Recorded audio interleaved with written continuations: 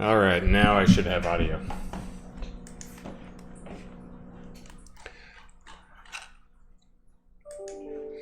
All right, guys. I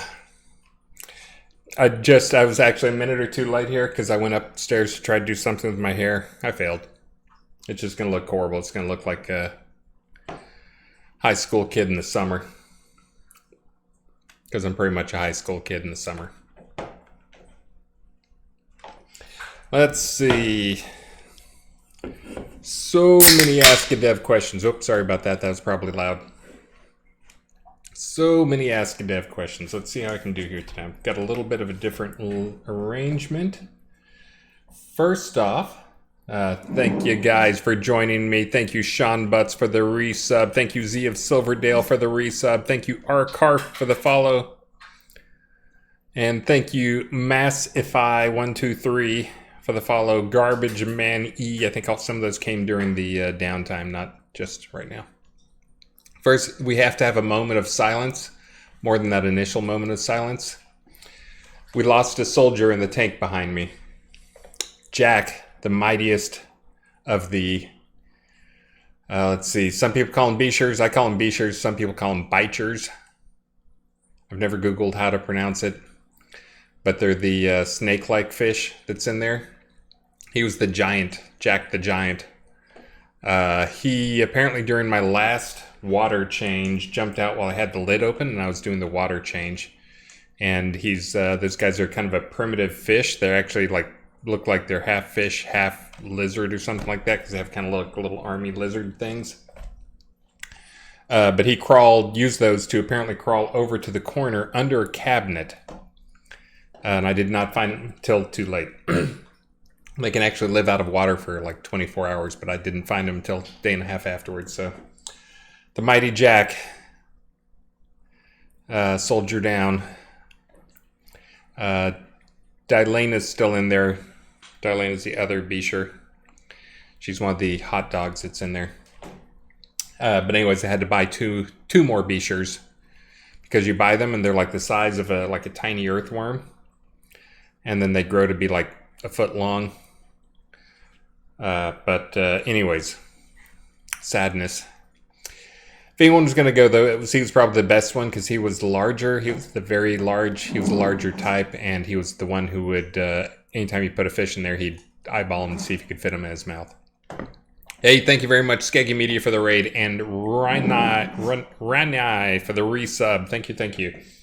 All right, just getting started here.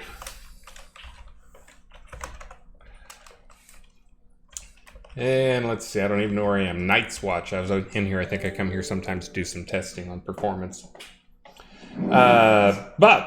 So this was another one we don't officially. Oh, we're doing a hype train early. Okay, I'm paying attention this time. Avenir, thank you for the resub. And I'll do an extra, if we get one level of hype train, I'll tell you what, if we do one level of hype train, this is my new thing. I'll start doing a bonus thing at the end. If we get one level of hype train, I'll give away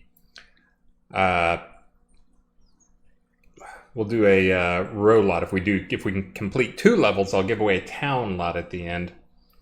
Just text, pot. And if we get complete, now if we get complete 2, we'll do 2 as a town, 3 as a city. So call your friends. There's only like 30 or 40 people on right now though. Yes, my ammo is low. I see that. Thank you. 1 level row, 2 levels town, 3 levels city. Thank you very much, Renai, for summing that up. You entered the raffle for these just because I'm just doing these as kind of bonus things. I'm doing them an hour early just because it fits with my family schedule more. And for some of these, people just want answers and they don't need to see them live. I do take some questions from the stream, from the chat here, but not too much. And let's see. How are we doing here? 3 minutes and 23% into level 2. Come on, guys. I'll give away a town, not just a town lot, but I'll give away a house to go along with it, too. How about that? Is that sexy enough? I know you guys just don't want to help the other guys out. But anyways, I just do these an hour early. People just want answers. I don't worry too much about how many people watch. I do give away prizes, but I'm not doing the in-game spam everybody. I know you guys love spamming everybody. But we're just going to do the exclamation mark raffle, which I need to get going here. So let me get the raffle. Hold on. Giveaway. Reset. We don't want all of last week's. Oh, ignore that it said Viking Castle Palisades. I'll figure out what to give you guys here in a minute.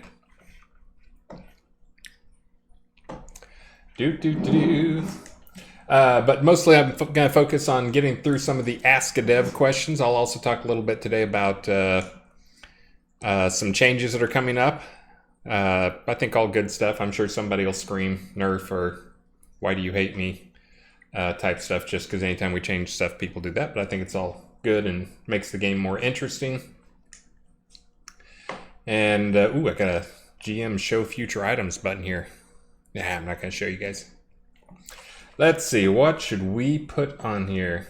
Is our first giveaway item. Ooh, recently added. What do we have here? I have no idea what stuff gets added here. Miniature fire elemental. All right, you guys got any suggestions here? Yes, Bridge Troll, you especially. Especially you.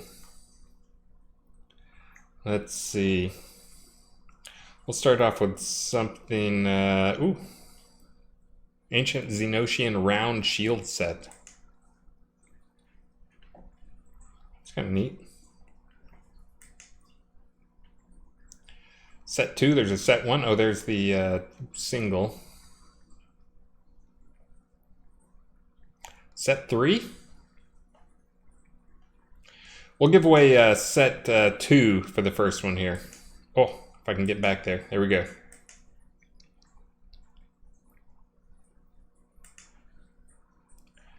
Bam. I'm going to have to get some more crowns before this is over.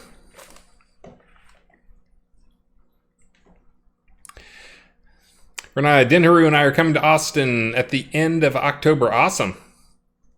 Anybody in particular you're coming to see?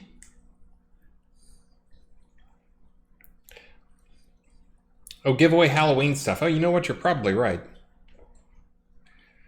I should be giving away Halloween junk. Work and hang out. Well, the hangout sounds fun. Coming to stalk me? Well, I am one of the unfortunate people who got the J&J vaccine to start with, so if you saw the data that just released today on vaccine stuff, I am vulnerable. I am old. And on J&J stuff, so my wife is trying to limit my hanging outishness.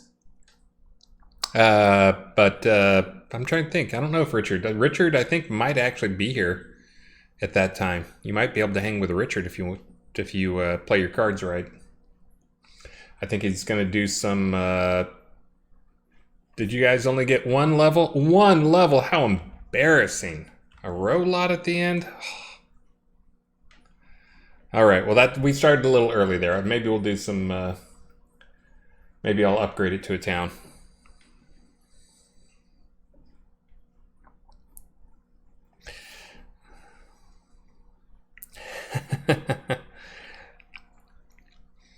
Let's see. All right, so the first one we'll give away Xenosian shield set, and then I'll do Halloween stuff from then on.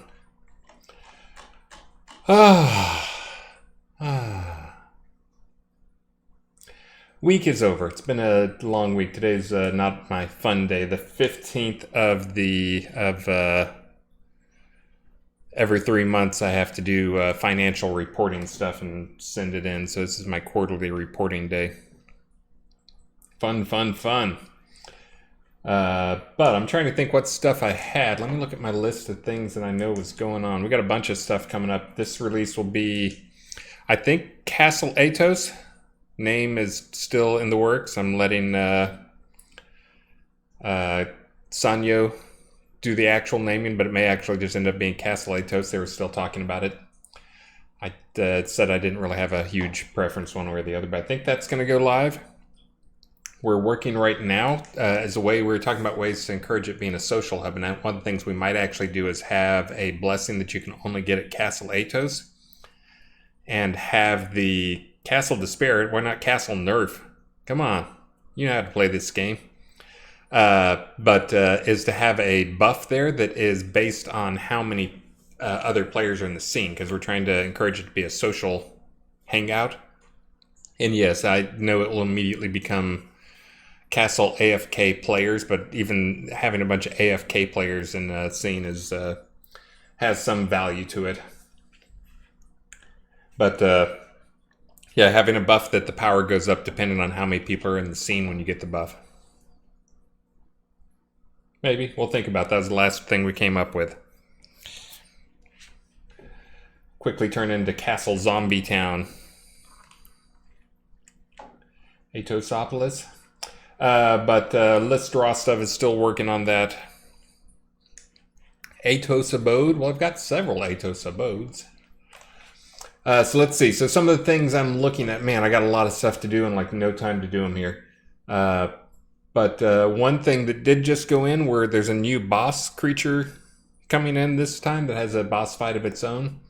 I don't know if we've talked about it or not. Surely we've mentioned it at least, but we're going to have, I'll go ahead and tell you, it's a scarecrow boss that has some scarecrow attacks, some crow attacks. But one of the things I had to do for it, and this is peeking to R95 stuff, is somehow we had talked about 100 times, but never actually put in a system where you can change up damage based on, or armor effectiveness based on the weapon type. Weapon attack type. So, for instance, having stuff as piercing, you know, if you're going by classic D&D rules, piercing stuff would do less damage against skeletons, and in this case, scarecrows. But having those damage multipliers, so that we have classified, I classified all weapon types as either bludgeon, slash, or piercing. And then I let the skill type, whatever skill you're using, override that. So that some, swords are slashing, but if you're doing a thrust, then it becomes a piercing attack. But anyways, it's one of those things where it can do more damage, less damage. So like the skeletons and the scarecrow are going to have reduced damage from piercing attacks and increased damage from bludgeon attacks. They'll be the first one. But that was one of those things I needed to add it to that after we talked it over, is like how to make him a little more interesting, and that was a long overdue thing. And I'd just been in that code and really familiar with it, so I added that. I also have the hooks in there for adding, so armors can be set as more or less effective versus different types of attacks. So armor can be more effective towards, slashing. Plate mail can be more effective towards slashing, but less effective towards piercing. So, anyways, that's going to be coming up in this next release. We'll see what things I put it on. I'll probably try to balance it out, take a stab at it. I've already got that implemented. It's actually on QA, but you won't see it anywhere except in skeletons right now, I think. But that is there, and it's another tool, and it was also a thing to add because any chance I get to add something like that where I can make it something where it's creatures use it, but then also players can use it as well, is awesome, because then that's the type of stuff that Elgarion can take, and he'll put it into items. So you can have maybe a ring that gives you plus resistance to bludgeon and minus resistance to slashing or something like that. Blades would be more efficient towards skeletons, except with a thrust. Weren't they already crap versus undead? No, blades were totally fine versus undead. I mean, as fine as blades always have been.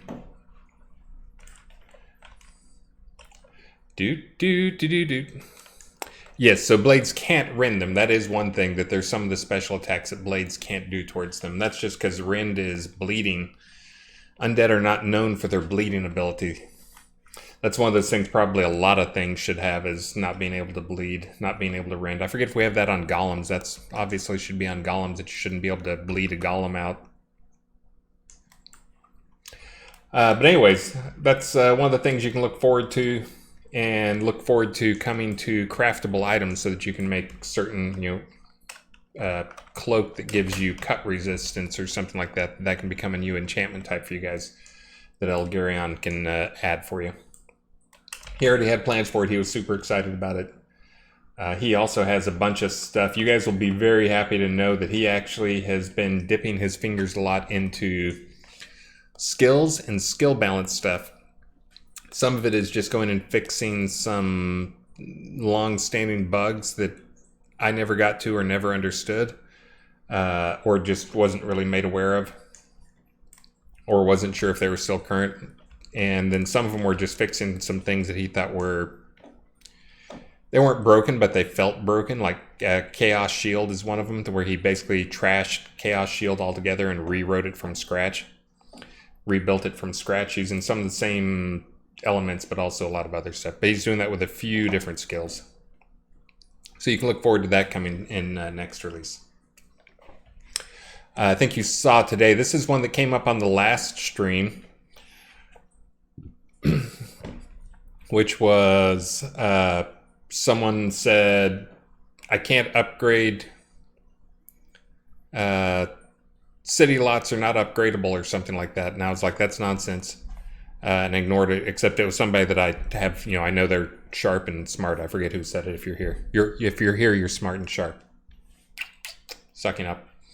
But anyways, I said that at the time. I said that sounds like nonsense, and I mentioned it, and I think like 3 people on the team said that's nonsense. And then Elgarion jumped in and said, no, that's true of Founders. The Founders channel has never been fixed up so that you can upgrade on that. And we had a long discussion about that. So that is one. And then finally, I made the call after I think multiple people were not wanting to make a call, and there was disagreements, and here's the pros and the cons and long talk. But anyways, long story short, you can now upgrade Founders stuff. This is one of those where I think it probably made some people upset, because I'm sure there's some people that had some items that were more rare because Founder stuff couldn't be upgraded beyond a certain level. But it also made existing Founder stuff, all the people who had Founder stuff, except for that very small handful of people, it made all of their stuff inferior to other people's stuff. Stuff you could buy now for in the store. So now that stuff will be upgradable. Again, I think we're talking about a pretty small handful of people, but I think there's people out there. So, and lowering the prices. So that's one of those, again, it's one of those really hard things. And I don't claim to be doing everything right on the project, but one thing I've always said I want to do is I want to make the game more accessible. I want to make it more friendly to new players, because in the end, that's the thing we need new players. Which I can talk some about that here in a bit too. But trying to get to that, the prices that were initially set on things, I think for so long it was, we didn't do anything about it because of probably the exact sentiment that you're feeling, which is, I paid more for that when I bought stuff. I'm an early backer and I paid more for that. It should hold its value or go up. Well, that was something that I think some of those prices, I actually, believe it or not, did not have much to do with the initial prices from like the old day, from the Kickstarter days. I left that to other people who were thinking more about that and understood Ultima Online and Ultima stuff better. And I think they were kind of the initial prices on everything that was set initially in the Kickstarter days they were set based on trying to prevent players from buying stuff and speculating, and a limited market and a limited non-instant stuff, basically trying to make sure people didn't buy stuff and scalp it. We wanted to be the ones to scalp it because, again, that's to help fund the project. We also heard from a lot of people that they wanted to spend a lot because they wanted to support the project. Well, fast forward 6+ years, I think 7+ years now. How long has it been since Kickstarter? I think I saw a Facebook memory or pictures from long ago it was like 7 years ago, and it was stuff after Kickstarter. But anyways, the lowering the prices and trying to come up with a way to do it, we knew this was something that would upset existing people, but it needed to be done, even though it may actually hurt, to some extent, our revenue in the long run. But if we want to get more players in the game, it's something that needs to be done to make it feel less like this is a crazy, over the top, way overpriced whales only game. Don't try to have fun in the game unless you're a whale type thing. So we felt we had to lower it, and then the gamble was we lower the prices on that stuff, and then really what we have, most of the items in our Crown store are pretty reasonably and competitive with other games of similar types. Of course, there's like no other game that has exactly the same stuff because we're a very heavy deco game, but in general they were. So the gamble was, in the long run, and again, this takes a long time to pay back, but lower the prices, hopefully feel less toxic to new players coming into the game who get sticker shock anytime you look at it. And then hopefully in the long run, maybe make back some of that money with the decorations and stuff like that, and houses and things like that.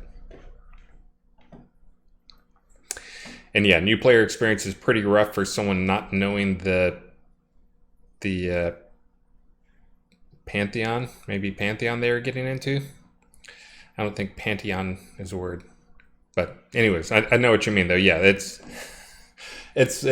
pretty rough for starting experience. It's one of those where we really have to rely. It's one of those we talk about, and anytime we've added a new team member, I think that's when Elgarion came on. That was one of his things, is redo the new user experience. And recently more Laney and Devil Cold, like everybody wants to redo the new user experience. It's just a ton of work to do it, and when we sit down and try to figure out the things that need to be done, really the only way to do it is to do it incrementally. And maybe hasn't been spending enough time on it, but Sanyo's been trying to improve things a little bit at a time. That is actually one of the reasons for Atos Town and trying to make it a central hub is we're going to be guiding more new players there. So it'll be fairly near Soul Town, and be a place where they can go. So,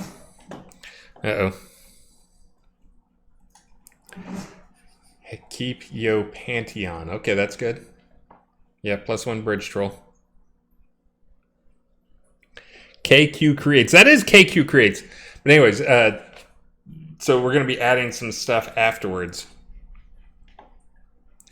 In terms of like what we talked about was as we get to improving the new experience is really hard, but adding like some little quests afterwards to kind of walk you through some of the other stuff that's doable. So rather than trying to get a new user experience that explains it all, get a new user experience, fix the bugs in the new user experience, show you a little bit of the stuff, but then have like a few quests scattered around afterwards to teach you, here's a quest for taming, here's a quest for vendors, here's a quest for how to use fast travel. So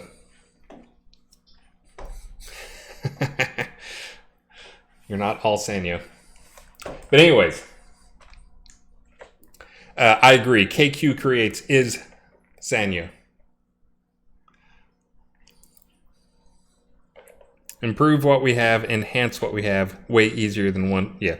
And for those who haven't kept up with the history of the project, I think we've redone the new user experience like at least 4 or 5 times. It's been redone since at least once, multiple times, even since we had the Isle of Storms, for those who remember the Isle of Storms. And there's something before the Isle of Storms. So we've tried. It was a big task, and I think enough. Just the way the project was built and the way the project, evolved, whereas many projects, they know how many man months they have for development. They know what their budget is and their runway is and all these other things. Again, we kind of tried to break ground with by how we created the game, and basically created it as we went and let you guys come in to the game very, very early on, like chicken room early, like 1 room and a chair type early. But one of the side effects of that is many of the things were in flux. We got a lot more player feedback early on, for better, for worse. Some ways better, some ways worse. But anyways, it made having a new user experience, creating that from day one, a lot tougher.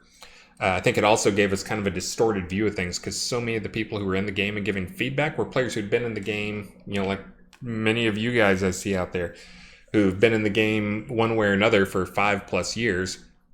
You'd been in there, and so talking to you guys about new user experience, wasn't as it wasn't as useful, honestly, because you were basically like us. You had the dev poison of, I know it all. It's hard for me to figure out what we should teach because I know it all.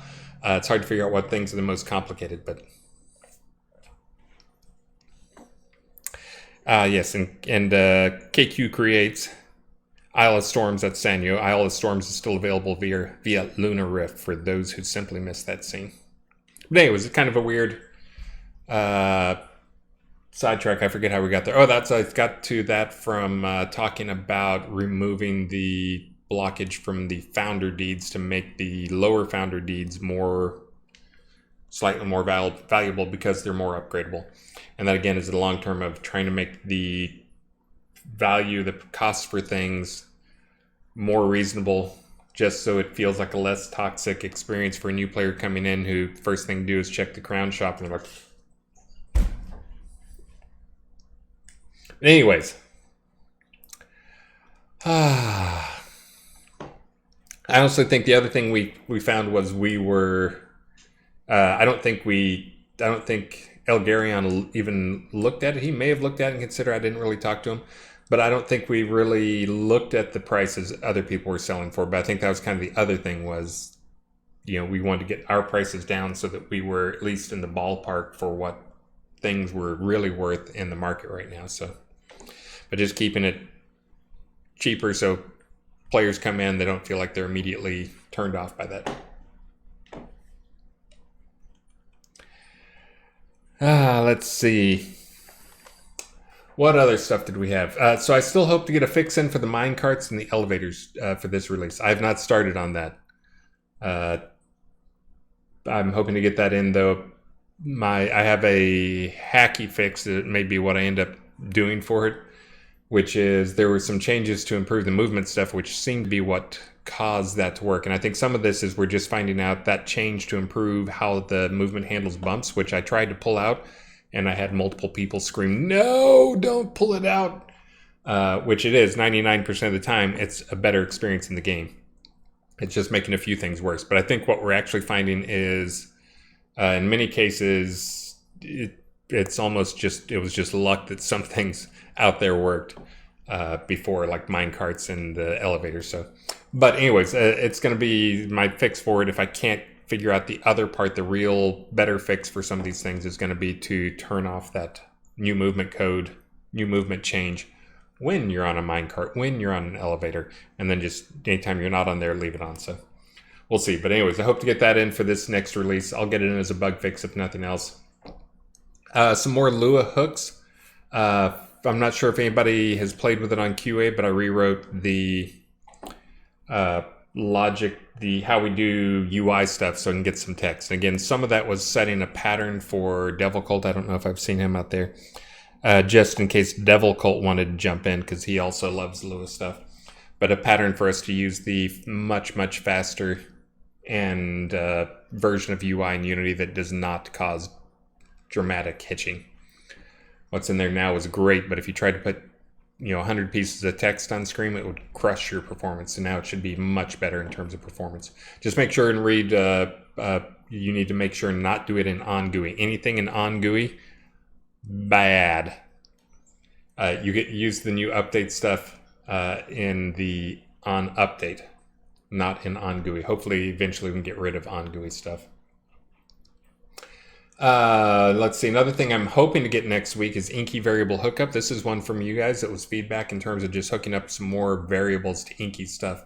And while I'm in there, hopefully figure out how we can fix the problem of Inky's not working in some cases unless the person's online. I hear mixed stuff that some people say it works, some people say it doesn't work. I'm thinking it's probably whether it's on as set as a pot deco or a player deco. But anyways, figure out some of that stuff. I will also, this is something I don't think we've mentioned before, but we're going to be changing up our eviction rules. And this is because you might have heard there's another big MMO out there that has a lot of similar features to ours. In fact, they actually went back at some point, delayed development for a year, and a lot of their features became a lot more like ours. I can't believe they were really looking at ours. I've had multiple people tell me that they went and copied a bunch of stuff from our game. It's like they've got like a $500 million budget. I don't think they're coming over to steal ideas from us. So, but anyways, some people said that they were concerned because some of their guildmates went there. Many of them are already coming back. I give a daily watch update on numbers for it, and it's already dropped to like almost a half what it was. And I expect that to continue to go because it's a pretty shallow game. Yeah, I'm talking bad about the competition. $500 million, people. You can do better than that. But anyways, one of the changes I'm making just to make that more friendly, we've talked through a number of different things in terms of making it so when a player gets evicted for not paying rent, that the house goes to their magic movers. This raised a lot of concerns with people because the situation could be far more common in this case is, if someone quits the game, they have a house with somebody else. That other person has a bunch of decos placed in their house. Their house goes to the magic movers, and now all their items are trapped in the magic movers. That guy quit the game or whatever and left. This will be for the taxes. But anyways, so we talked about that, the option of having it move to the magic movers. We just think that will result in a lot of frustration among players still in the game to help players that may never come back to the game. So looking at the immediate need is trying to make sure some of these people who like go to try another game and then come back, we don't want them to come back and find their house has been evicted and they have to redo their whole house. That right there is probably a game exiting event for a lot of people. I know it is for some because it was Z of Silverdale. You feel bad for evicting people? Well, that's one of the things we're looking at is using the magic movers. The thing we're doing in the immediate short term is going to be the don't evict people until probably 60 days or 90 days after rent due. We are going to look at the other eviction thing, but right now we've got to make sure that there's a way you can get your stuff back out of it if you're one of those people. So, and yes, and that's what Twilight Tempest just said. You leave for a bit, forget, and then you come back and your stuff is in the bank, and now it's like you got to go redecorate, and you're not going to go redecorate. You may quit. I know some people who just had to go through that. I think the Renzai Museum guys, they had that happen to them. But anyways, we're looking at ways to make that much less painful. And hopefully we can get it so, we may have two things. It may be that if you get manually evicted, someone gets manually evicted, it sends it to their movers. And we also turn up to 60, or the eviction for not paying taxes up to 60 days. So, but anyways, trying to improve that situation a lot, because that can be a very game exiting type thing of coming back to the game after a break, and your first welcome back is a big punch in the face. Let's see. But anyways, at the very least, we're going to turn the eviction number from 0, or from, I think it's 14 days right now. We're going to turn that up to at least 60 days or 90 days. And that's mostly, again, just to help not the case you were talking about, Z, but helping the other case of people who went to try another game, silly people, and then come back, hopefully bringing 5 or 10 friends with them. And we want to make sure the house is still there and they can just catch up on rent. What else do I have here? There's also one more thing, which is going to be, I'm putting some modifiers on skills. We'll see if I've got the tech for it is not checked in, but it's done. And I need to do some testing on it. It's a PvP thing, but this is some PvP balance stuff, so I can set some PvP modifiers per skill. And this is basically just going to be a damage multiplier per skill. And this is, again, just because there's some skills that are OP in PvE. I'm looking at you 9/10 of the spells in the fire tree. And then there's some skills that are way OP in PvP. I'm looking at you, many of the skills in range stuff and skewer and a few other specific things. But we're going to try to make sure that those things we have a way to balance those things so that they're not frustrating for PvP. Again, we want to make sure PvP is balanced. There's a couple other things we're going to be doing for PvP this release, because PvP hasn't had much love. If you're a PvE person, none of this will affect you at all. So there you go. This is mostly trying to get some more balance into PvP so people feel like they don't have to force a certain playstyle.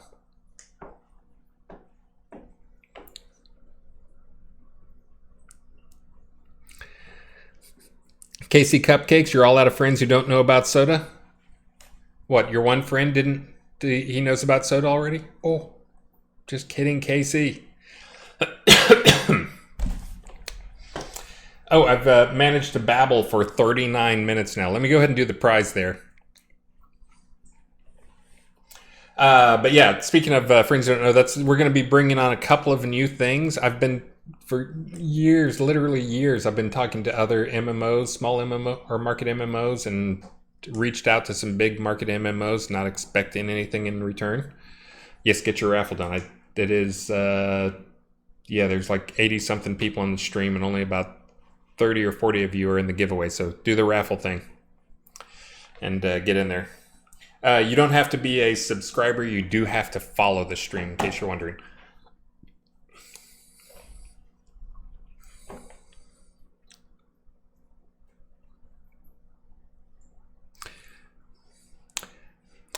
Serpentwine. I honestly have watched streams on New World, and I've looked at some stuff. I've had people call out some of the things just because I think it's a use space. It has some similarities in crafting stuff. But I don't think there's that much similar to it. In case for the people who've lived under a rock, there's a new game out. Don't go. Or go try it and come back.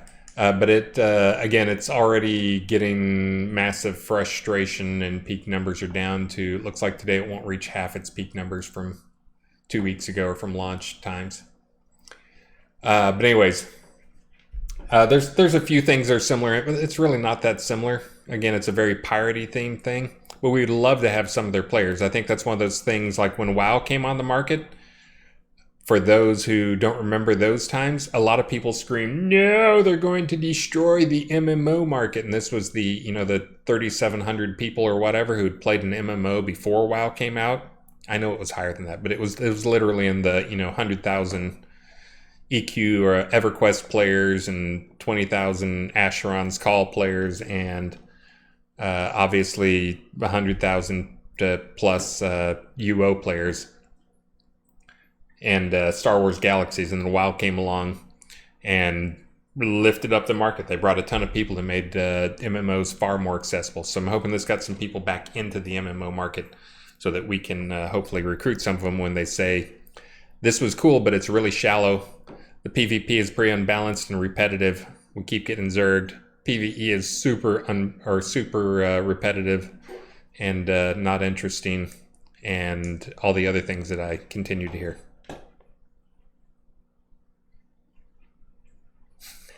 Dark and Obscure. So, and again, I do not even pretend that our graphics or many features of the game are as good as New World. They very much have, they work from the ground up on their own engine. They've been in development about as long as we have, but with literally 100 times the budget. So, we did play in the beta of it when it came out. I only remember that because Burning Toad logged on, and it was in one of the earlier tests 2 years ago or so. And we logged on and tried it, and we're completely underwhelmed. But it was awesome because Burning Toad logged in and created a character and named him Jeff Bezos, and they apparently had not implemented name protection lists. So he went around and played as Jeff Bezos for the first month or so that he got to play. Yeah.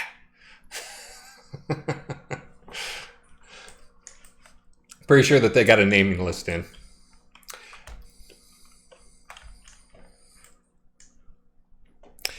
And yeah. Let's see.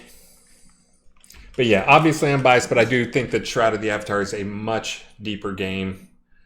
Even though our quest system is somewhat buggy. I think our quests are a lot more interesting and less repetitive than their quests. I see people talking about how they're going to kill themselves if they have to go out and kill 10 more rats type stuff.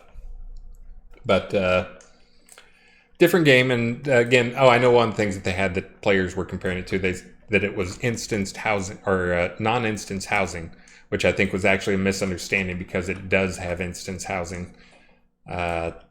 One person gets to be the non-instance version, and there seems to be some problems with that. So, and we don't have rats. You know what? We were just talking about that, Dart and Obscure. We are putting in rats. I told Damon we have to get rats. Because I told him just go and like skin a rabbit and make it gray and stretch it out. Give it a longer tail, call it a rat. We need rats. Yeah. You need rats for the cat seat. Exactly. Rideable rats? I'm not sure about that. Okay, well, let me... you guys have been good to humor me to let me rant here for a while. By the way, I know a lot of people who worked on the New World, and they are great people. It's just one of those things where it's frustrating to see some of the decisions that were made. But again, who am I to question other people's decisions on MMO making games? You guys ready? I decided we were doing Xenosian shields, correct? Pretty sure that's what I decided. Hold on, I'm going to give myself some crowns. And I forget what the command line is to add them. Here's my hack to add them faster. Bam! Bam! You guys ready? Last chance to raffle up, and then I'm pulling the numbers there. I'm just going to give myself some more stuff to spin some more stuff. Alright, that'll probably buy what I need. Xenosian shields, and then I'm finally going to get into what this whole stream is supposed to be about, which is not complain about stuff. Oh, but by the way, if you do go into New World, that reminds me, I'll get to this other part in a second. Let me do the raffle, and then I'll get to the other part I was going to tell you, because I started talking about talking to other small market MMOs, and then I got off on ragging on New World. Let's do the raffle first, and then I'll talk about the other stuff. You guys ready? And I'm going to leave. I'm not going to wipe the list, so if you've already entered once, you don't have to enter again. I know you're all going to do raffle every time anyways, because you're silly and you like trolling people, but you don't have to. Here we go. This is for Xenosian shields.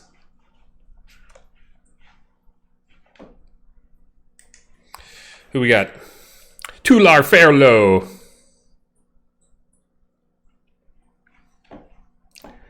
Grats, Tular. And Zamigio, you were not added to the end, so I'm guessing you were already in. Or you may not be a follower if you have not been added. Congrats. Tular Fairlow, are you Tular Fairlow in game? That'll make my life easy.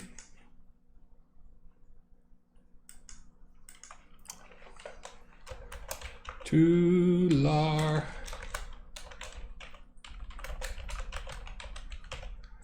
Is that who you want me to send it to? You got somebody else.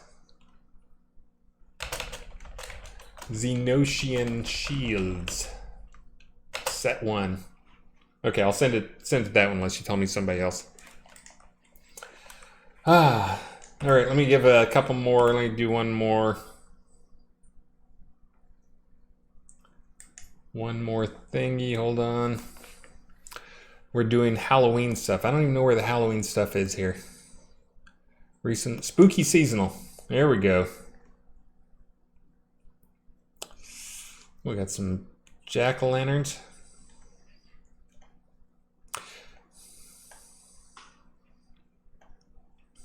Ooh, zombie cat, zombie raven, zombie dog, ornate giant grim reaper statue with magic portal dungeon entrance. That seems pretty cool. Except I bet that has, no, it's only one thing. We'll do that one. That's next up.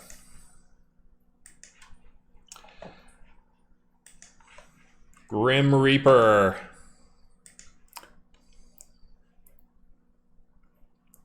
Tular Fairlow. Oh, I think it's account locked, not character locked. Pretty sure.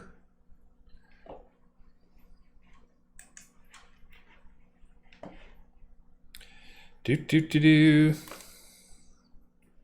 So yeah, I'll just send it to Laura unless you tell me. Okay, groovy. I'll send it to them right afterwards. Now let's do some. Oh no, I will remember the thing I was going to tell you guys about. So something else I'm hoping to get going again here, which we used to have a bunch of different stuff for recruiting people. Now seemed like a good time to get some of that going again, to get you guys the ways to recruit stuff. We're looking at ways of non-gameable ways to let you reward people for recruiting other people, other than the satisfaction of helping your fellow player. But one of the things we're going to do just for other games that we work with, or not work with in some cases, is we're going to have some different landing pages. We're going to make a few different bundles that feel themed to that game.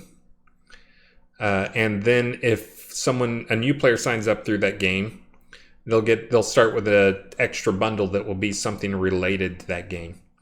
We've got the tech there for it. I'm trying to get the other games to work with me so that they can send people here, and you can get kickbacks for players that they sign up through their links or whatever. But again, I haven't been getting much response from anybody. They're horrible. But anyways, like for instance, New World will have one. I'm not asking New World to send people here, although maybe I should. That'd be great if New World would send me all their players. But if you come in through the New World link, you'll start with a special bundle that'll give you like a XP book that'll give you like 500,000 pooled experience extra to start to get them going. It'll give you what's it called? A tricorn hat? What's a pirate hat called? I think it's called a tricorn hat. Pirate hat, the pirate tricorn hat. And then maybe a cutlass, and then maybe like a pet parrot or something like that.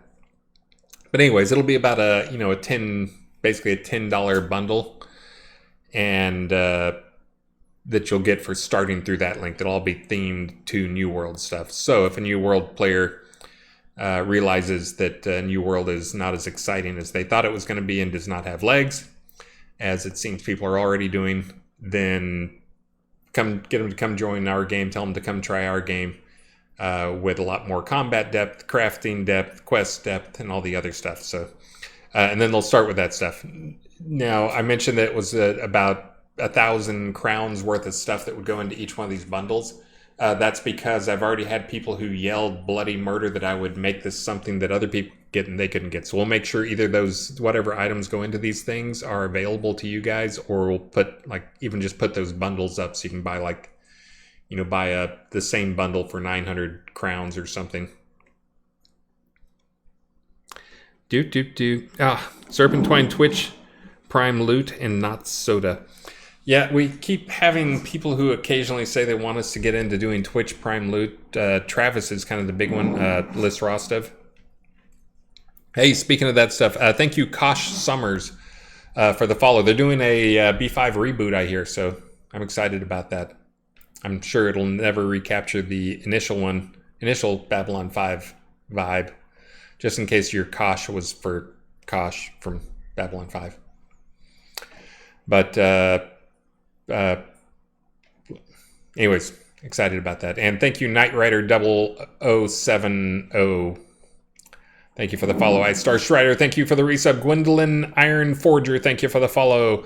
Lineman King, thank you for the sub. And Sawtooth Prime, thank you for the sub.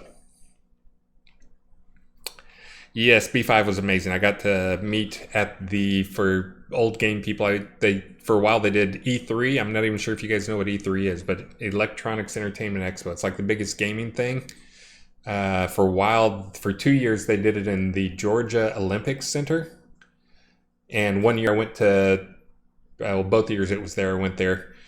But 1 year I was there, I got to meet and talk to Ivanova, who was later named one of the 50 sexiest people alive. But she was doing the voices for several different games that were out at the time.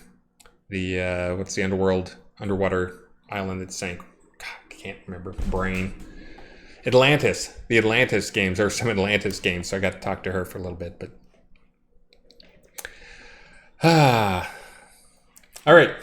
Questions times. Oh, but anyway, so you can look forward to, we may get those live.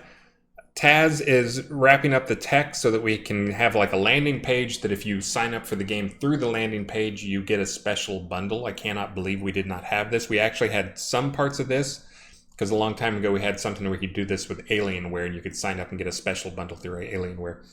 But fixing that up so it can do what we want it to do. And hopefully we can use that for people who want to recruit some players from New World or whatever other game. We'll make some special bundles for them. I've got feelers out again to multiple different people out there, trying to get them on board with this type of cross promotion. I keep trying to tell them it's like, you can monetize on your disengaged users. Just seems like such a good sales pitch. Monetize on your disengaged users.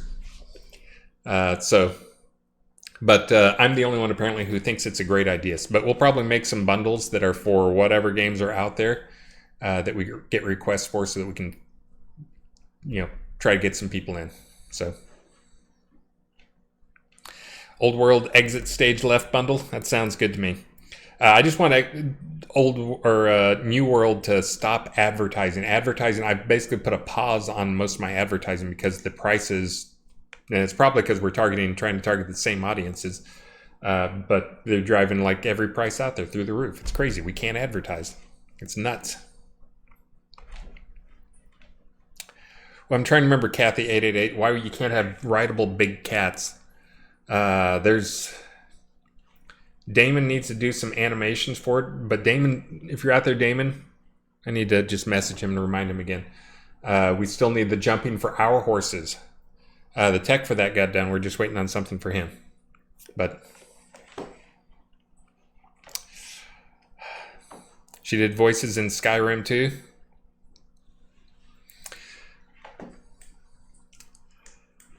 She was nice. I remember that day well. I got to talk to, that same day, I got to talk to another one of my heroes who is unfortunately passed almost right after that, which was Douglas Adams. Hitchhiker's Guide to the Galaxy guy, if you don't know. But he was doing, trying to remember the name of that stupid game. He had a game that was out. It wasn't stupid. Just frustrating. My brain is stupid because I can't remember any of this stuff. And also in the news here lately is I spent some of the time sharing the booth with William Shatner because the company I was with at that time did a game called Tech War. That was based on his books. Tech War. But he just went to space, so congratulations to him for going to space. I'm sure everybody else was like me and they were just like, please don't die, William Shatner, don't die in space.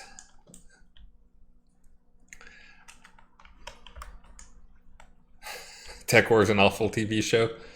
Yeah. Yeah, for being alive at 90. Who saw that coming? Who saw Captain Kirk outliving all those other guys? Not me.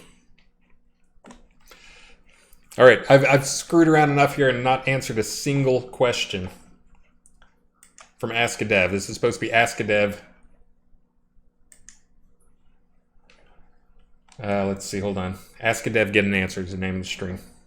29th, we're on September 11th is where I left off. Let me unpin a bunch of these guys. And then I will get to it. Unpin, unpin, unpin. You guys like hearing me say unpin, right?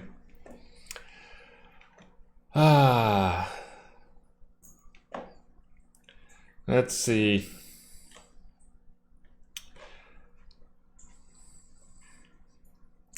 Doran Slate, could you please check on the drop rate for Chaos Mastery recipes? That should be changed in this next release, by the way. That was his question. We saw that, and I think it was, I forget what the drop rate was. It was dropping, but we had several people who said, can you increase the drop rate? And some people said it wasn't dropping because it was so rarely dropping that they never got one. But that'll be dropped 5 times as much here coming up. Let's see. This is one that I already mentioned earlier, which is any chance you can pass player name and other data to our Inky scripts for our use. Code sample from Inky Docs, wish list on forums, several useful variables passed. Yeah, I'm taking a look at that.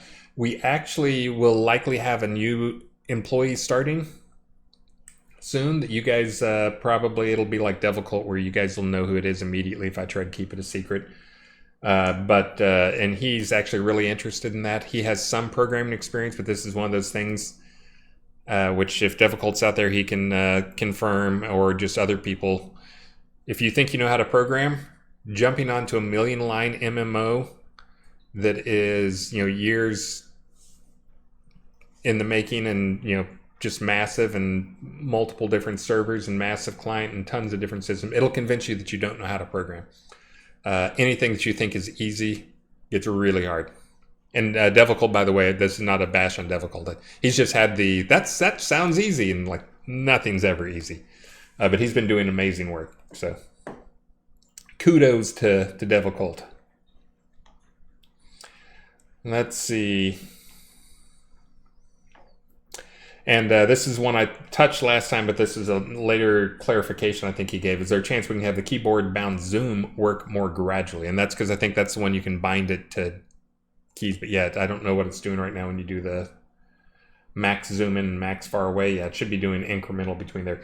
It should be like hooked up to the mouse, but I'll look into it. I don't think that was the V we talked about last time, and I think we were saying it was switching between the over the shoulder, behind the head directly, or first person. I don't think it's that. I think he's talking about the zoom that you can bind it. Can the bound recall scrolls be unbound?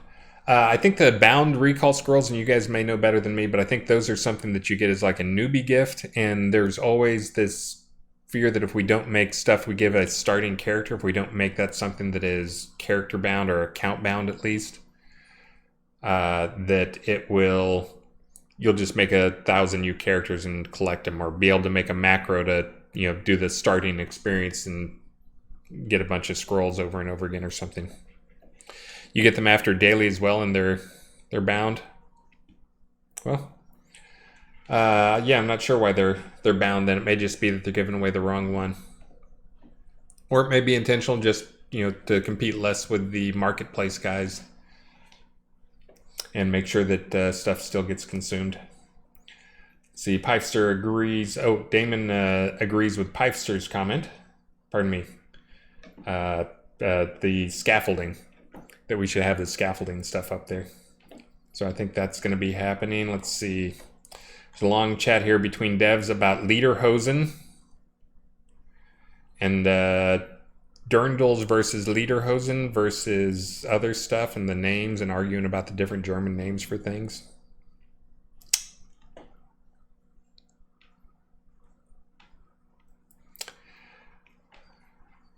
Hold on, I'm looking.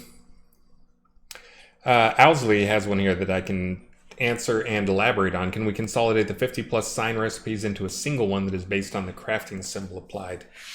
Oh, I'm not sure what he means by the crafting symbol applied. Maybe I don't understand how those things work. Maybe you have to choose it afterwards. Ooh, I don't know on that. But yeah, that would be one of those, for those who know, the initial plan for crafting was that it was going to be very Minecraft-like, in that there were no recipes for things. It was all going to be discovery based, and basically you put stuff up and you found the recipes, and then we realized that was going to be dumb because we have to have an offline version, which means the data is going to be in the client for that stuff. You guys would just reverse engineer it, and then all we're really doing is forcing you to go to a wiki page to look that stuff off, or look that stuff up. You need the crafting symbol to make them. So yeah, so basically we wanted to have a Minecraft system, but that is, the Minecraft system is important because it makes it if you have these 5 items always make this exact one item.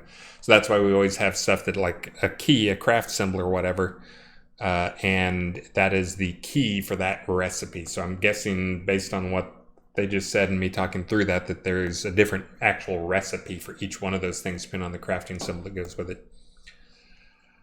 My guess is those are probably discoverable, so you don't really need a recipe at all. So once you have one, you can just get the other ones just by, you'll learn it.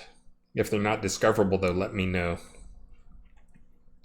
Because it's probably the exact same stuff plus a different crafting symbol. which in our system means you have to have a different recipe. But again, it's probably, you can probably learn it by doing it. So you don't really need those recipes.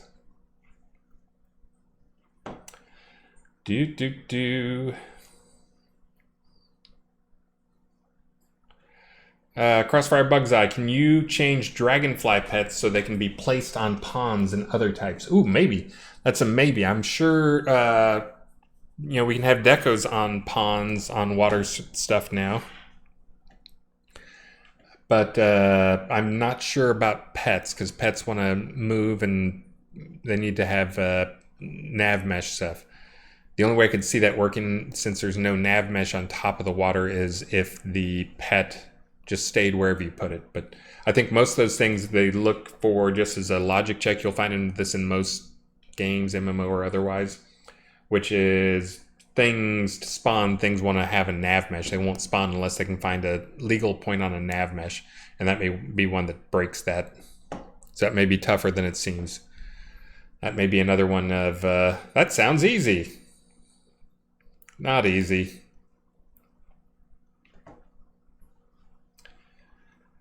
Let's see.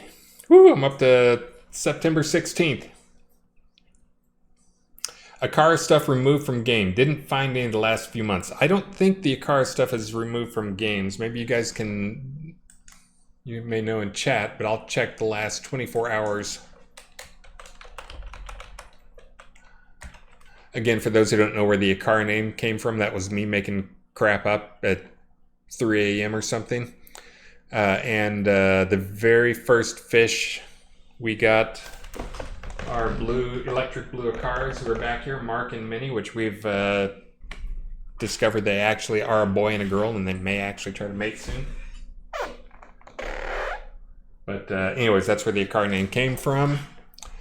And I am looking right now. Item gained loot. Elysium Mines. Archetype Plate Akara Helm. There's also from Obsidian Panopticon. Akara Hands. Another one from Obsidian Panopticon. The Fall. More Akara Hands. There's an Akara Shield that dropped in the Obsidian Panopticon.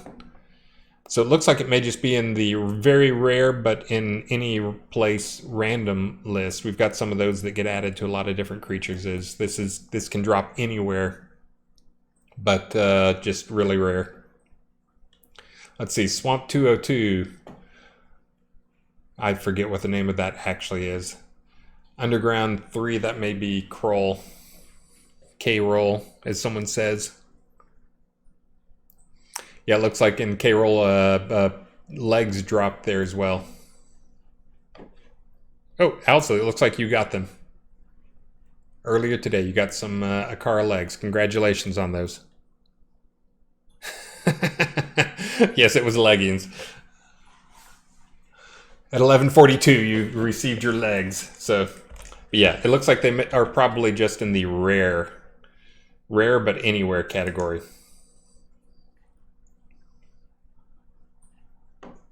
I already have 3.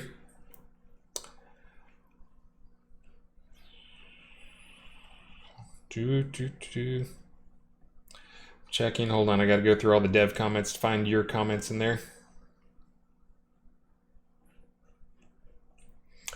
Findos Darkwood, could we have the crafting book actually show the item being crafted, like telling us what the various poisons do, and specifically if it's going to make more than one of them from a single crafting.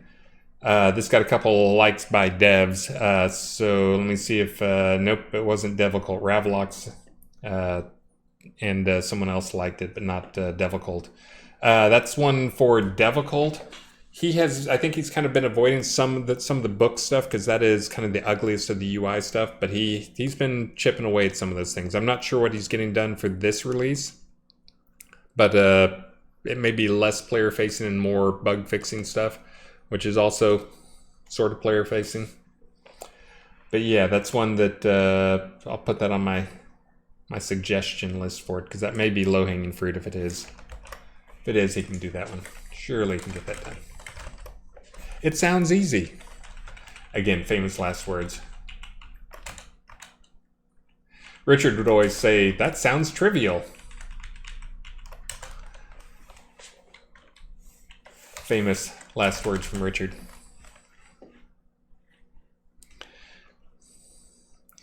Search field is one of the things I know he does have on his very short list. Oh, and it's 4:09. I'm running 9 minutes behind on everything, so let me do one more raffle, and then I'm going to do one more big raffle for the last one where I'll give away a house and a lot. Let's see, did I get anything here? Oh, Winfield Paxler, resub 32, thank you. Grindle Iron 4, I think I already thanked Grindle and Ice Star Strider there. So yeah, make sure and raffle up there. And again, I'm feeling generous, so for the last one, I'll give a town house and a town lot deed away for you guys.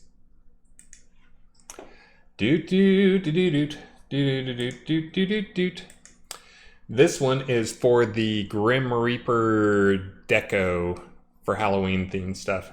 You guys ready? You ready? I think I clicked it. Zamigo, you have won. All right. And now it's not for the Castle Palisades. Ignore the Castle Palisades part. But yes, that is. You can now raffle up again. Raffle up. And Zamingo. Who are you, Zamingo?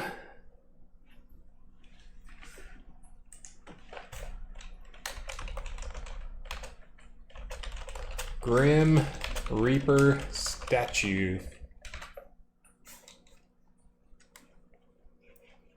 Get in there. If I don't hear anything from Zamingo, I'll see if that's somebody's account name. If it's not, I'll look for a character name. And if it's not, then I'll just send it to somebody I like. That's not true. I won't send it to just anybody.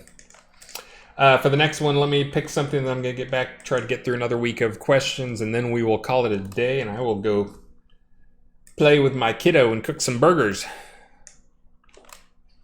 I said someone I like, Lineman King.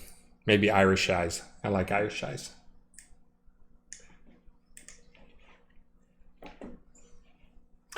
And we do hope to, for those who are also thinking of, just remember this because Irish Eyes, we are still planning on having Soda Con in-person type stuff. It's not going to be Soda Con though.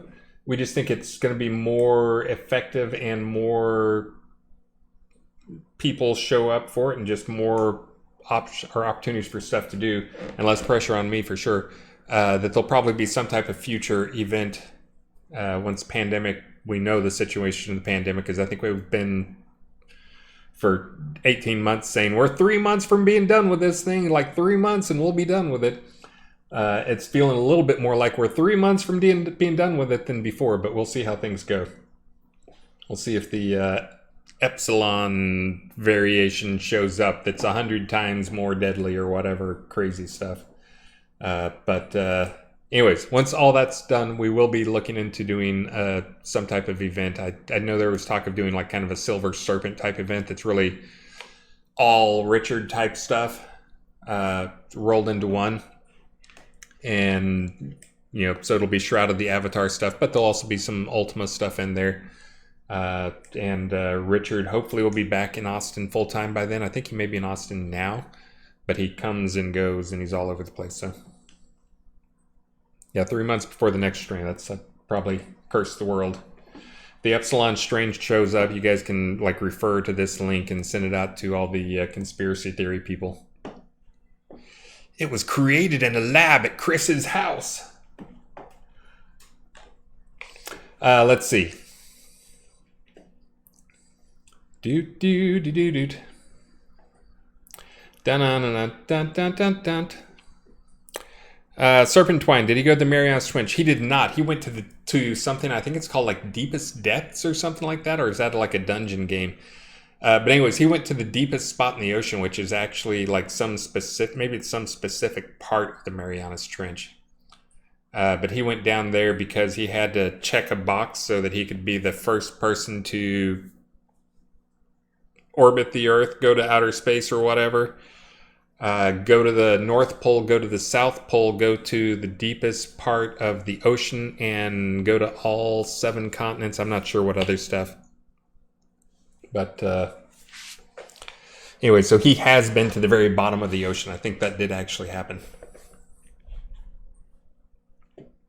After being delayed multiple times, if you saw him on streams talking about it. Doot. And he's the president of the Explorers Club. Yep.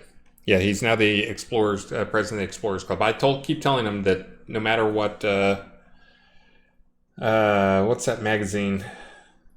Man, I can't remember the name of the magazine. It wasn't Time.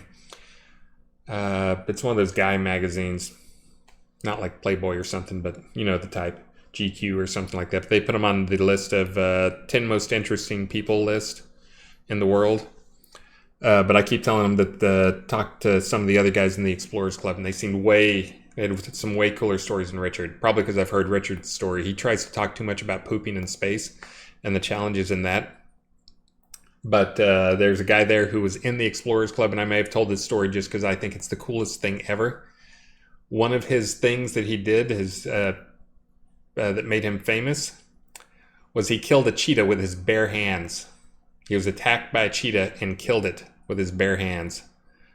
If you're wondering how you do that, because if you go and look up on the charts, one of those charts, it shows like your odds of what percentage think they can beat a grizzly bear in hand-to-hand combat. And like in America, it's something like 8% of the people think they could defeat a grizzly bear in hand-to-hand combat.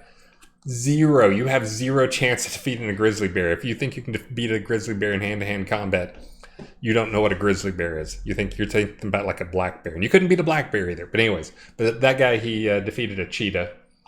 But he did it by the cheetah attacked him. And it got his hand in its mouth. And he managed to kill it by forcing his arm down its throat until it couldn't chew anymore. And that's how he killed it, basically, was by choking the cheetah with his arm. Not the safest way to kill it. Yeah. And Serpentine, 44 magnums, right? That's they actually have stats because I jump in. I follow a few different hiking threads because I do a fair amount of, try to do a lot of backpacking.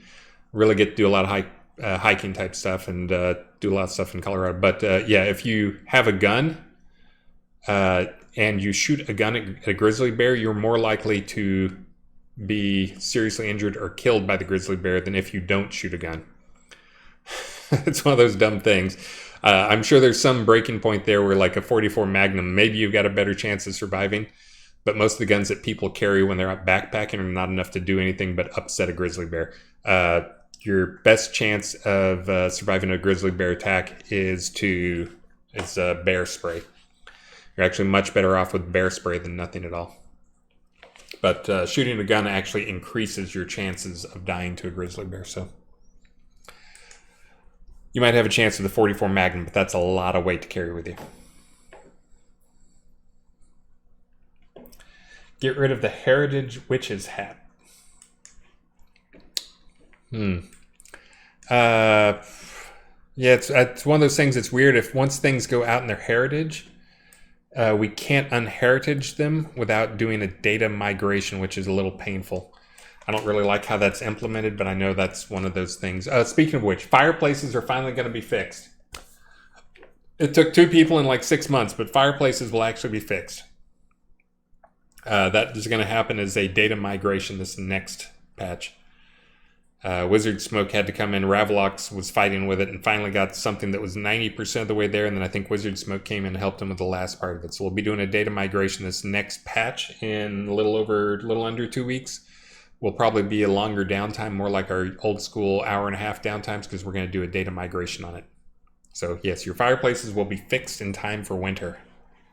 Finally. Let's see.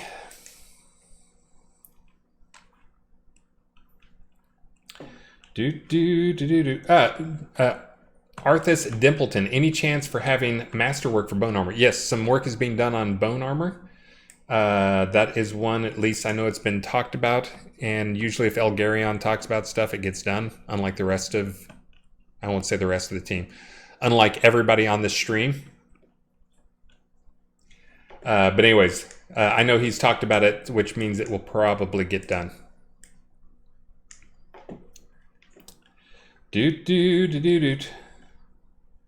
Another thing I'm looking at, just because I see a couple comments here back to back, that's one of those things we frequently see with the AskADev thing, is somebody will ask on AskADev, which inspires somebody else in global chat and universe chat to ask a similar or related question. So that's actually one of the things I like about having it this way, where the question asking is in game rather than just on stream. I try to answer some on stream too, but they're asking about planting stuff. I got a lot of feedback from planting stuff. Again, we made a change that thought would make it easier to catch, reduce water, but also would make it easier to catch places you'd missed. But apparently there's some cases where it does not. So I'm going to actually be making some improvements to the what have I not watered stuff. So the big thing, making it so you don't have to hold it down. Once you hit it, it'll trigger and stay triggered for a minute or something. Because apparently that's one of those things that's confusing to some people as well. So there's a few other improvements I'm going to make to that as well, though.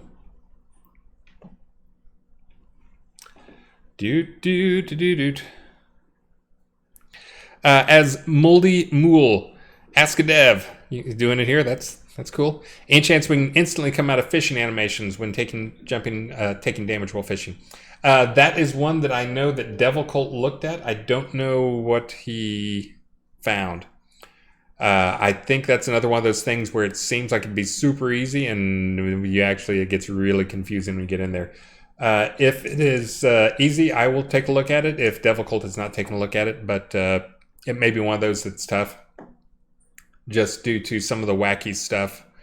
With how State Machine early on, we were way too dependent upon some global above the animation tree State Machine stuff that was just really wacky.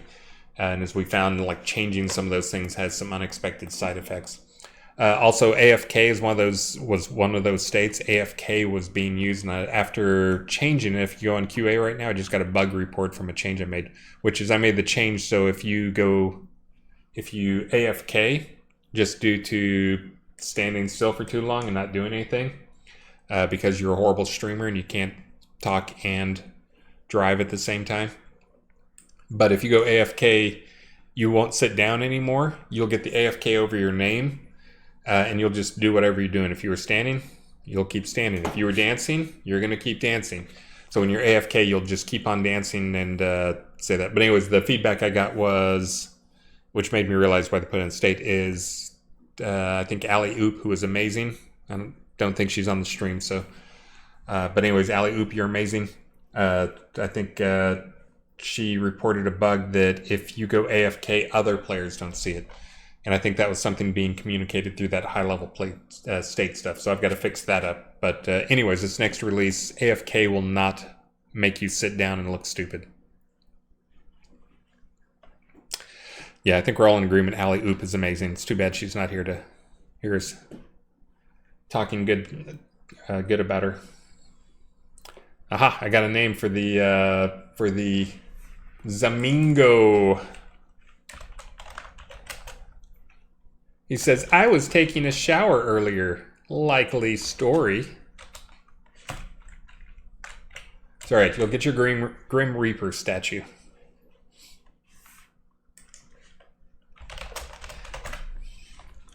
All right, let's see. Back to a few more questions. Oh, did I just zoom all the way up? Yep. Hold on. Hold on.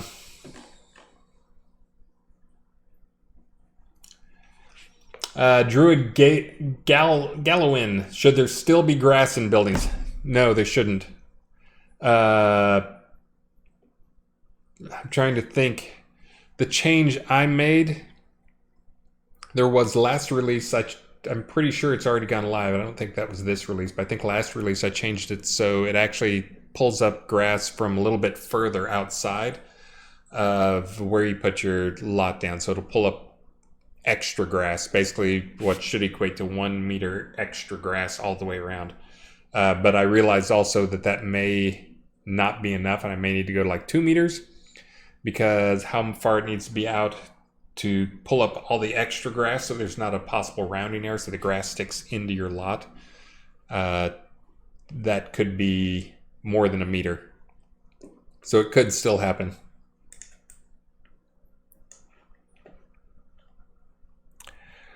Let's see. Doot doot doot doot. Dun dun dun dun dun dun dun.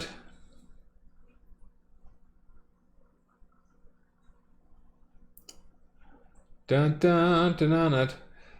Thera's done Baphomet. Can we please get a spell that only heals your summon? Trying to heal one in a group is a nightmare, and by yourself a hassle and doesn't always work. Do you guys know what the most cast spell in the game is these days? Anybody want to take a guess?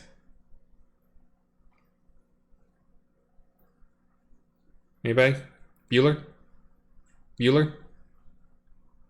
Okay, it wasn't as hard as I thought. Yes, Tame Heal is the most cast spell in the game. And I thought this was due to people botting and just keeping like their tame pet out and just like botting tames. And I actually went and looked, and like the people who cast the top 5 people who were casting it over a 24-hour period, I went and checked them all out, and none of them were botting. I will get you, botters. I will catch you. But no, Savage Sonata doesn't get cast as much just because it's a long cast, so people only cast it when they really need it.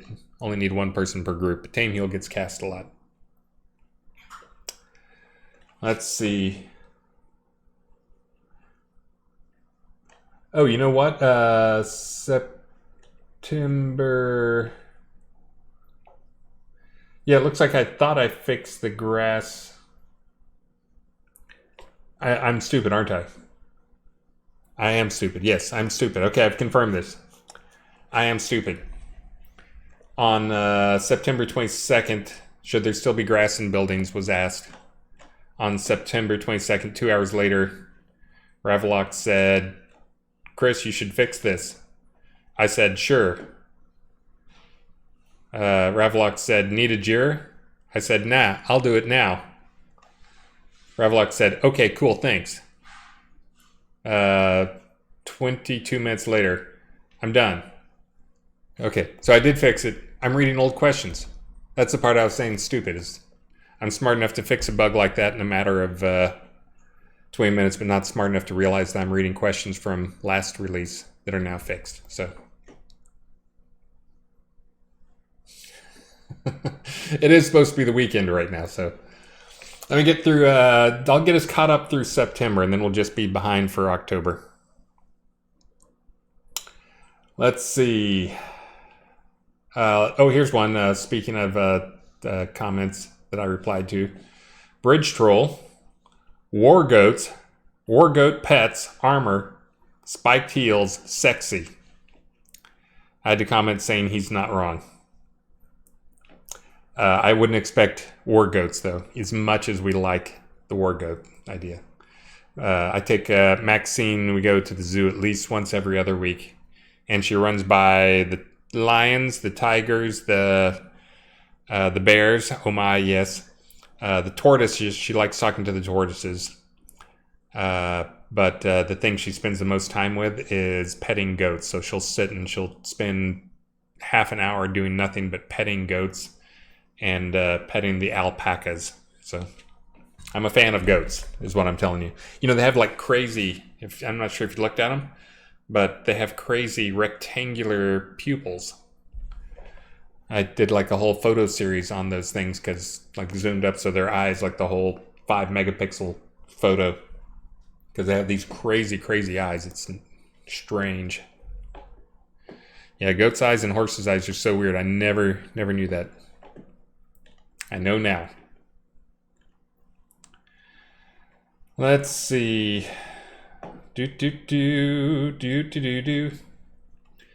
Can we get a cap cost on repackaging?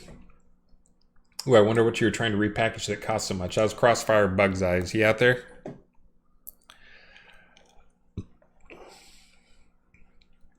Oh, we've started talking about X's now. If there's some crazy cost in repackaging, it may be because there's some item that was like a pledge item that just has a stupid price set up. But pledge items should be tradable anyways, so I'm not sure what he could have been repackaging. But it may be something that was part of another bundle that had an individual price that was set stupid. But if he were here, he could... Oh, there he is! Repackaging a house. Was it like the same price, like basically based on the price in the store, or was it something else? Yeah, it's a set percentage of the item is what I'm wondering. I know we have some items in the game that are priced wrong, in that they were never really sold for that price. They were just part of something else, and so they have a crazy price. So I do not see the witch hat. All right, I gotta get through. I got like 3 more days of questions to get through here. I'll pull out some of the best ones from the last 3 days of September. Then we'll be up to October, because the October stream is in 2 weeks from right now, and we won't get through all the October ones then, so I'll have to continue answering some more. But anyways,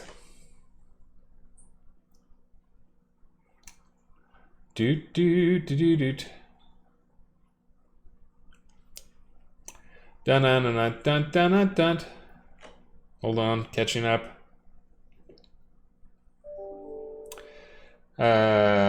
Bridge Troll says need a Sherlock cap for Justin. I'm trying to figure out what the Sherlock cap is. That like the flat cap? I thought we had one of those guys.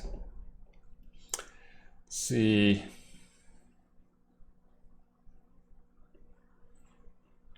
Tummy Rumble Thunderbottom. Please make a version of boulders that have streams and waterfalls, small yard stuff. Thanks, your pal, TT. Looks like Damon at least took note of that.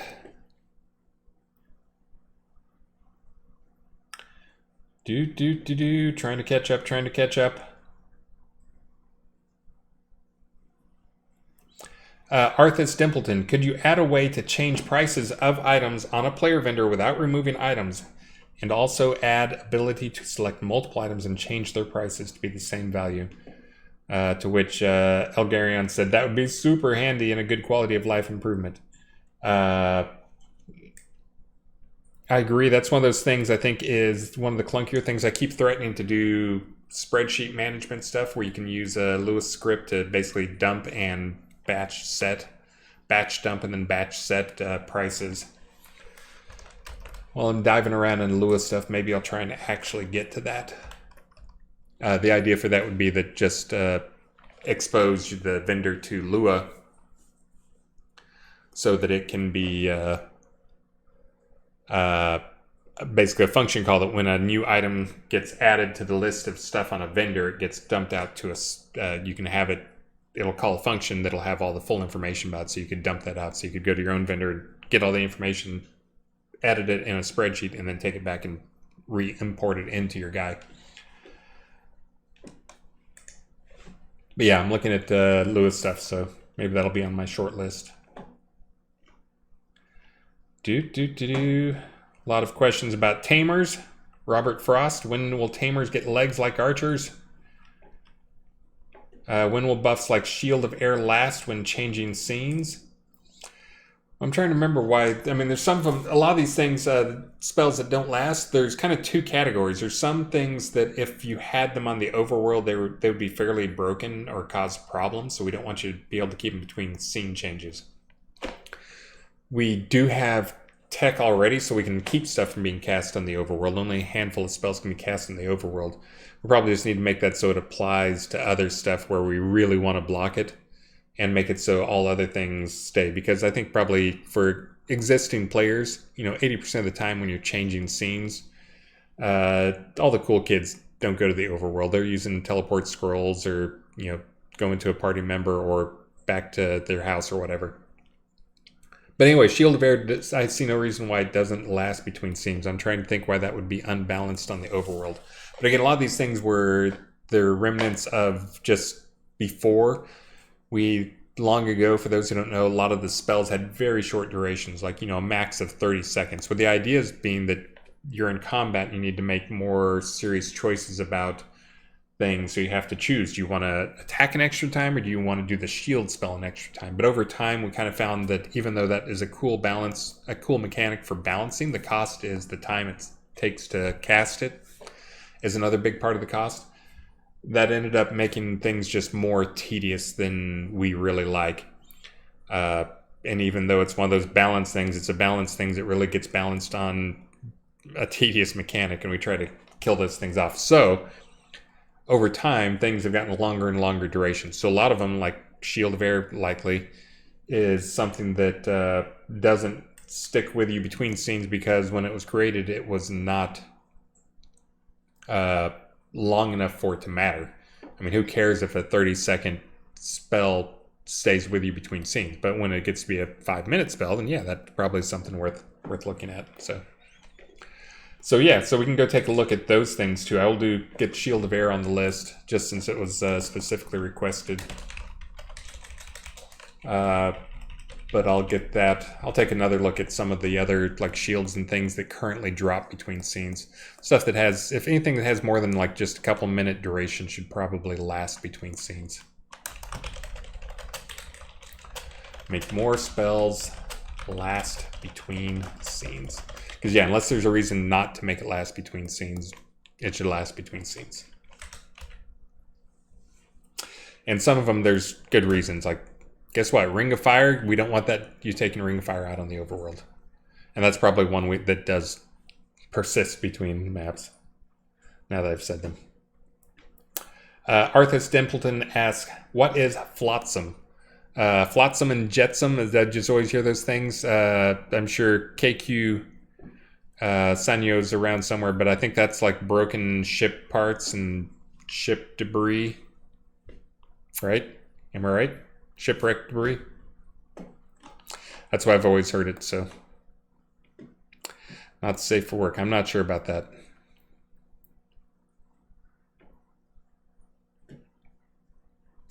Vesper Soda, I saw your Twitch thing. I got that when I was out and about. I think I was actually out in the garage. I'm setting up a few more tanks for baby fish. Can't have enough baby fish. But yeah, I'm probably going to be making some more changes to PvP stuff, including the thing that you mentioned as well. As we try to some extent, we're trying to, I think it's time, one, we're long overdue for some more PvP balance and some more PvP fixes. But also, again, if we're going to be courting some of these goobers from New World, if you're a New World goober, we love you. Please stay. But getting some PvP stuff in there and some improvements to it, I think now's a good time to try and maybe capitalize on some of those guys. Again, I think our PvP, if it were balanced, there's a lot of interesting mechanics. And again, there's always, it feels like there's just a few more things to balance and we'll be there, but we know how that goes. Graham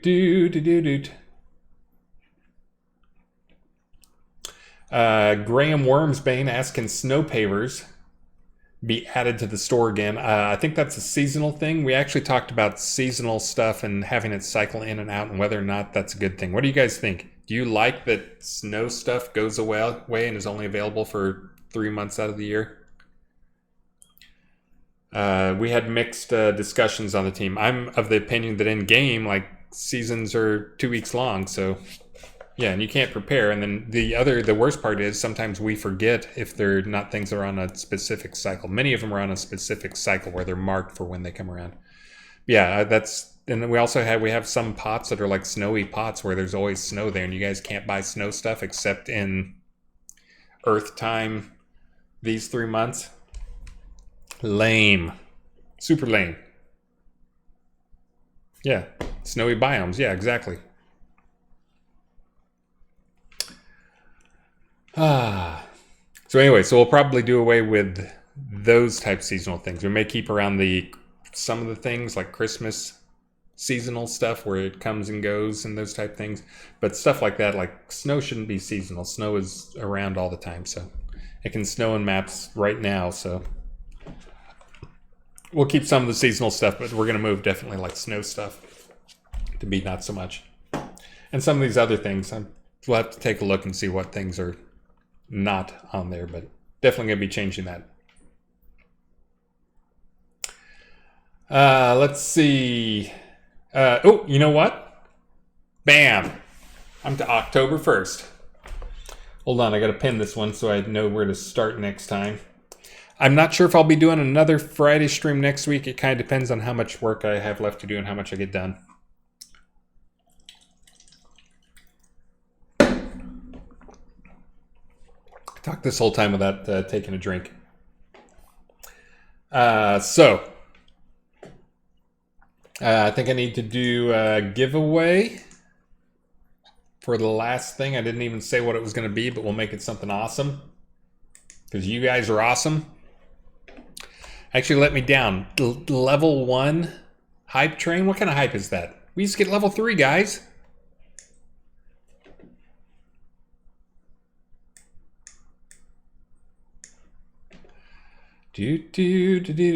Let's see. Okay, we'll do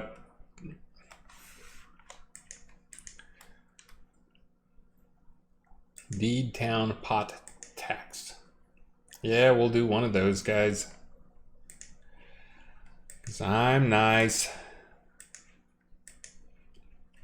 And you know what? We're going to have one super special winner tonight. We're just going to do one thing, and I'm going to give him a town.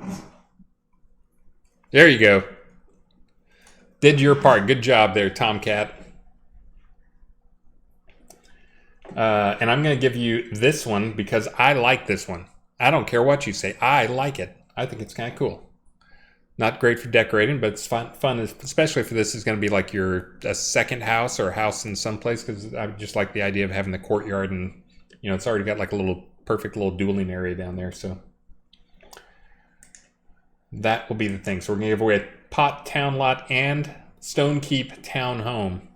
One lucky winner, only one. You guys ready? Y'all raffled up? If I can find the window. And it is open right now. Let's see. We got 90 people on stream. It doesn't look like 90 people entered, but I haven't cleared it, so you guys are just goobers if you haven't made your way in there.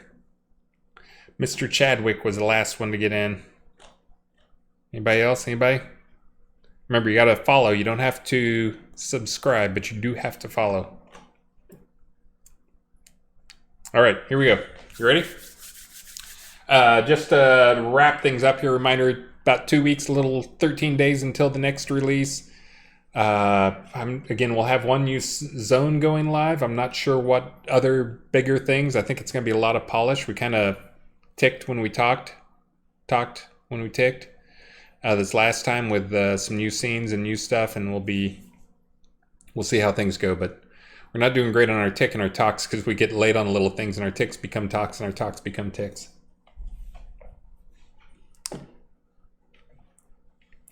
Yeah, go recruit some New World goobers.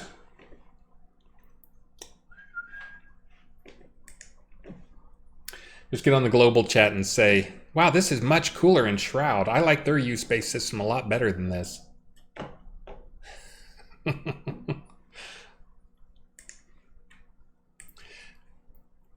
You guys ready? Okay, I'm calling it. On your mark, get set, click on the button. Thunder SAJ, you have won. Gleppo, shame! For shame, Gleppo. No, seriously, I know people are going to try. I see, I watch Twitch stuff and I see guys out there. Even some of my favorite Shroud streamers out there. I just know also the feedback I've had from both people on the team and from people out there is it's worth playing for about 2 weeks. From people who played in the other. It gets very repetitive. There's no in-game anywhere. Things flatten out. PvP stays unbalanced. There's lots of exploits. Already they're doing the crazy fighting the botters and punishing people who are not botting to get there. Oh, there's a lot of guild drama. I'm hearing all about all these things. Doot. I'm waiting. And they don't have Corpions. Exactly. Weak. Or devs do not get drunk in public on streams. That is one of those things. If you guys have things that you've tried and you like some of the stuff from there, let us know. Again, if there's anything that feels good there, send them our way. We are a fluid game, as you know.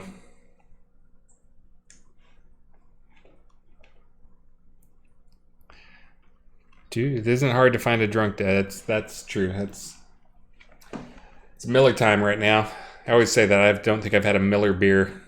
I think a music concert or something is the last time I had a Miller game or beer, or maybe a football game. I'm an IPA guy. Sorry, I know there's people out there who think IPA is disgusting. Well, I became an IPA guy because I brewed beers for a while, and IPAs were always the easiest one to brew. You can do them, most of them at room temperature, and they turn out great. Not the brewing part, but the fermenting part. So you didn't have to have them in a fridge or something. All right, I don't think I got a response here from that dude. Who was it? It was Thunder. Is that maybe Thunderbottom? I don't think so. Well, I'm going to put his name on here if that doesn't match up with somebody in game. Thunder SAJ.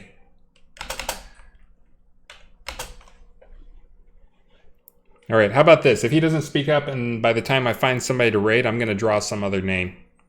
Because I'd hate giving the big prize for the day go to AFKer, who isn't even around to tell me their name. Why can't you make rum in game yet? That's what we need. That's they're supposed to be one of the cities on Sanyo's roadmap that's not too far off. That's supposed to be more of a piratey town. That's going to be like a island-based town with lots of little interconnected islands. That seems like a perfect place to get rum.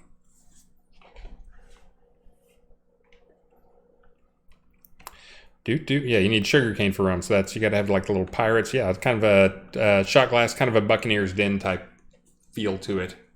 It's not going to be called Buccaneer's Den, but I think that's kind of the theme. A lot of little interconnected islands with the pirate themed stuff. So, all right. Well, he has not spoken up yet, so I think I'm gonna. Den of Buccaneers, totally not to be confused with Buccaneer's Den. I think I'm gonna draw another one here while I go and find someone to raid. Hold on.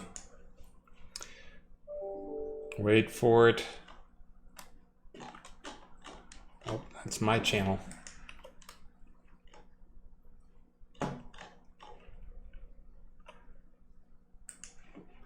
Looks like Coswald's streaming. Anybody else?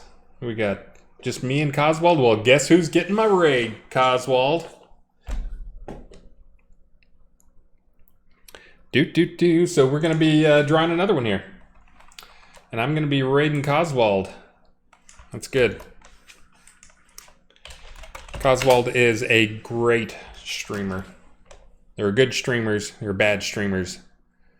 There's me, who hardly even tries streaming except to talk to you guys. And then there's guys like Coswald who are just amazing.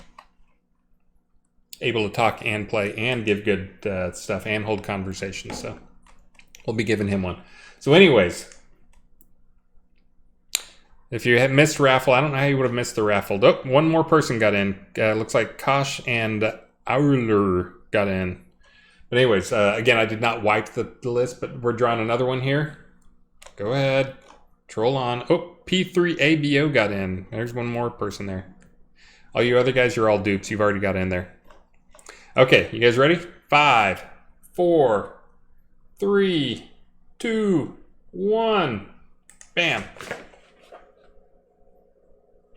Twilight Tempest. Yay, a name I know.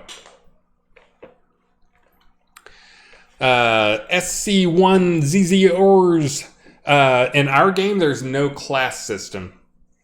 It is a use-based system. You can basically build out your classes. That's kind of a whole different concept from classes. You can make classes, and a lot of people do make classes. but they do it a skill at a time, and they can focus on what they want. We're a use-based system, but we're also a hybrid use-based system that I built just because I was an Ultima Online player and a couple other use-based, and I hated the idea. I love the idea of the use-based thing where you use something to make it go up, but I hated the idea that the way to get skill up is to stand in front of a training dummy and put a stack of pennies on the attack key. So you level up individual skills. You choose which skills you want to level up, and you level them up by using them. But what you're really doing is going out and adventuring or doing quests, that type of stuff. It earns you experience points, which goes into a pool. And what you're really doing when you're using it is you're spending that experience on the skill. This is kind of late in our stream to be talking about newbie stuff, but anyways, it's a very different thing. But people do build their own classes. Some people just make their own whatever that doesn't really fit a class. But also because of how it works with our class system and our classless system is you can learn light armors. If you have enough experience, well, guess what? You can level up other type armors, and then you can build out your different sets of, here's the skills I want to use in, we call them decks just because that kind of makes the most sense, but you build up decks, which may just be what skills you have locked in what set of armor, but you can then swap between them very quickly. So you can switch from I'm the tank and then the healer goes down. Well, in a matter of seconds, you can swap over and be like, okay, I've got my healing set of skills out and I'm using those on things. So anyways, if you're just trolling me and you actually know how all this works, then great. So the class system is similar to the Albion one. I honestly am not that familiar with Albion. I should be, just because I should be investigating the other ones. I can tell you we were around before Albion, and we had that system before Albion. So if Albion has it, they got it from us. But really ours is more modified. We're not the first one to do a use-based system, obviously. Anybody want to comment on it is similar to the Albion one? Out there who's played Albion? You traitors. No. But yeah, and you can level up lots of different stuff and build up your different decks that you can use to swap between things and equip. And when you swap between them, you can swap mid-combat.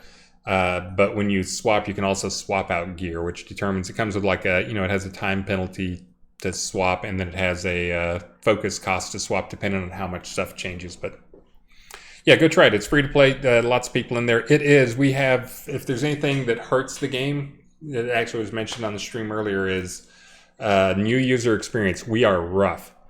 Learning curve is like through the roof, but that also translates into an insane amount of depth in terms of what you can do and how you can play the game. For the people who want to focus on the combat stuff, there's a lot of people who are, in it for the questing that are old Ultima people. There's a lot of people who are in it for the super deep crafting. We've got insane amounts of stuff you can do with crafting. And then there's a lot of people who are just in it because they enjoy role-playing. They enjoy the decorating, the crafting and other stuff they do just so they can do that side of things. So anyways, if you get in there, there's a lot of people who get on the Universal channel, and there's a lot of people who can help you out with stuff. There's pages on it. There's lots of videos. I would recommend YouTube videos. Even going to the next guy I'm about to raid, Coswald, and ask him for some feedback. Again, he's a much better streamer than me. People just come to my stream for the prizes. And because sometimes I'll leak information or rant about stuff that they can go talk about on Reddit. I know how you guys roll. But anyways, do give the game a try. It's free. Like I said, we're not a $500 million game. We are a smaller market game, but we are a pretty amazing game for the market. And I believe we have a lot of stuff that is actually unique to the game that does work. And makes for a pretty fun experience. A lot of these people you see in the stream, some of them I know, I've seen their names for years. So we have a lot of sticking power. Again, even though we're a small market game, I think the last time I looked, it was about 22 million hours played. So some people are having some fun. But anyways, give it a try. Again, some of what you'll see here also is I can talk about this stuff that's cool, and this is cool, and the skill system's cool. By far, the most amazing thing about the game is the community. Not just sucking up to the guys here, but amazing people in the game, probably much or older than the average game out there, and much, much less toxic. We are happy to let toxic players go, and we have had to push a few toxic players out of the community, but very super supportive community out there. So anyways, guys, thanks for joining me on the stream. I may do this next week. I'm not going to commit to it. I'll let you know next week when I see how busy and how much stuff I want to get done. I have left that I want to get done. Right now, we're going to go raid Coswald. Am I raiding? There we go. We're loading up to go see Coswald Dirthmeyer. Like I said, an actual good streamer and amazing guy. And anyways, guys, stay safe out there. Things are getting much better. As a Johnson & Johnson vaccine guy, I was excited about the news today, and also not excited to see how bad the single dose was. I kind of knew that, but anyways, stay safe out there. I suggest you play the game a lot. That'll keep you safe. I'd planned on actually doing some rapid fire sales stuff this weekend, but I forgot. So we'll try and get some type of little sales stuff. Maybe just like the Crown Store rapid switcheroo thing going for, I guess that would be maybe next week. We could just wait 2 weeks and do it in 2 weeks. Maybe we'll do it next week, and we'll start it next week sometime. But anyways, we'll try and get some sales stuff going on. Probably not any Crown sales since we just did one. We'll get something going on. And I'm going to also try to get the old world jumping ship, whatever thing you want to have. I think we can come up with some good stuff there. But anyways, I'll try and get those set up so you can recruit your new world friends. And guys, let's go raid. See you next time. Have a great weekend. Bye.